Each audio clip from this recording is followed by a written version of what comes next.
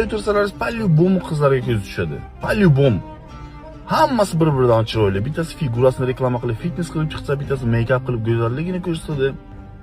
Bittasi shunchaki trendga o'ynaydi, lekin hammasini o'zini filtri bor, chiroyli qilib qo'ygan va hokazo. Lekin ular aytishadi, nima uchun haqiqiy erkaklar uyda o'tirgan, o'zini ko'rsatmaydigan qizlarni tanlashadi deb. Men sizlarga tushuntiraman. Oltinni qadri qayerda? Uni topish va qazib olish qiyinligida, ya'ni dabivat qilish qiyin. Shunda uni qadri bor.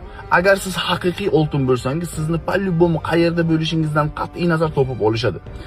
Nima uchun sizni erkaklar tanlamaydi? Da, siz o'zingizni juftingizni topasiz, polyubommi? Gap yo'q.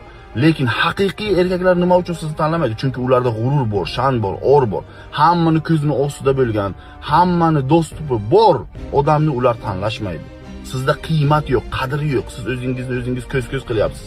Chunki internetda o'zingizni ko'rsatishingizdan maqsad ham 100% tanilish yoki e'tiborni jalb qilish. O'sha uchun aytaman, nima uchun otalaringiz sizlarga o'zlaringni asranglar deydi. Chunki ular bilishadi, haqiqiy erkaklar hammani ko'zi tushgan emas, faqat o'zini ko'zi tushadigan ayolni xohlashadi.